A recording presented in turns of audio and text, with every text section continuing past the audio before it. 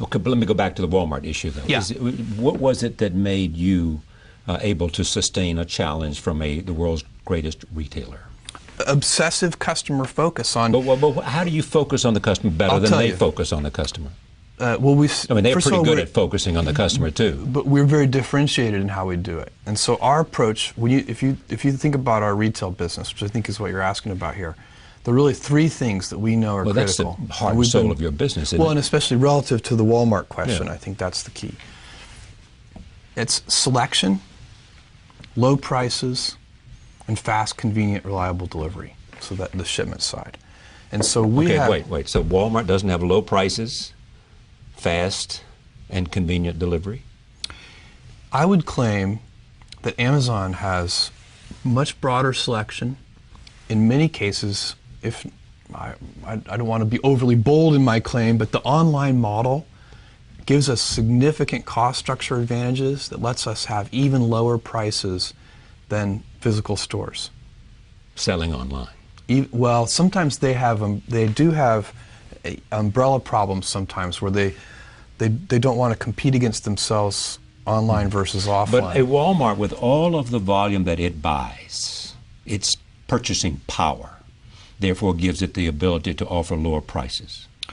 Well, doesn't that give them an advantage they ought to be able to translate? Because their purchasing power is bigger than your purchasing power, is it not? I wouldn't. I think in a lot of the product categories, that ship sailed a long time ago.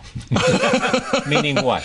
Meaning that we have the purchasing power to compete with anybody. We have the volume relationships with suppliers. That playing field has been leveled. Okay. If you'd asked me that question, 10 or 15 years ago, I'd have agreed with you that there was a challenge you had overcome. But even then, our profitability is not our customer's problem. We don't take the point of view that we're going to price products, at a particular margin for ourselves. We say we're going to price products competitively, and if that means on that product that we lose money, that's okay, because we need to take care of the customer and earn trust, and we'll figure out over time. And if we find we can't ever make money with that product, we'll stop selling it. But we're not going to make customers pay for any of our inefficiencies, if you see what I'm saying. Did you lose money on the Kindle? Every new business that we have ever invested in, it has taken years. Most businesses have either no impact on our financials for the first 5 to 7 years, or a negative impact on our financials for the first 5 to 7 years. And we do a lot of new things. The company is very healthy financially. We're doing very well, and it's an outcome of customer obsession. So, when we were Amazon.toast, that was because Barnes & Noble had, we only had 100 when we were declared Amazon.toast, I think we had 150 employees. Barnes & Noble had 30,000 employees.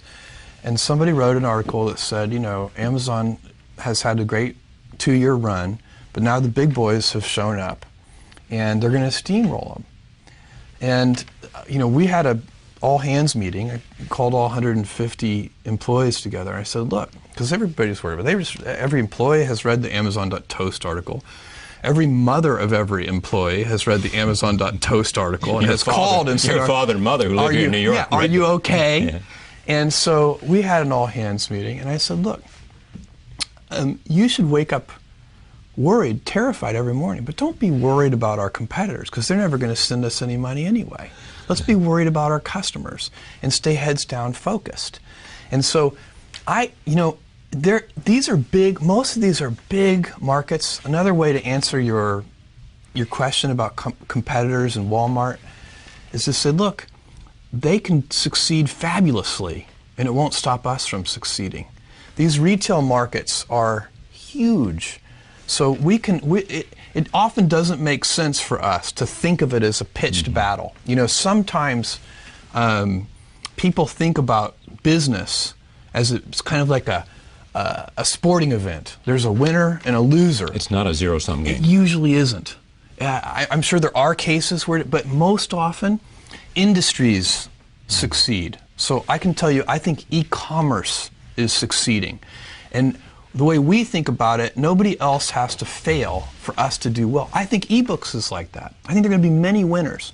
I think ebooks is going to be a huge industry. Well, there are many competitors now. I mean, you've got Barnes & Noble is one of them, gonna Sony is another now, and there'll be Apple more. is another. But I have a list of 50 competitors that we could walk through. I mean, all over the world doing different things. And our focus is going to be, we'll try to pay attention to those competitors, but we're not going to obsess over them. We're going to obsess over readers, and that because those are the people who are buying that device. And we're going to make it. And it's not just a business for us. It's a mission for us, and missionaries build better products. What is Jeff Bezos thinking about today in 2010 that we might not know anything about that he thinks may be a reality in 2013 or 2015? Well, where is the...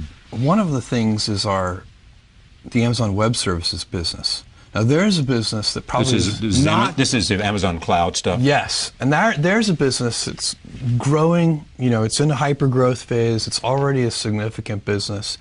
That's a business that probably is not getting as much attention as it deserves. Is there a dominant player in the cloud business now?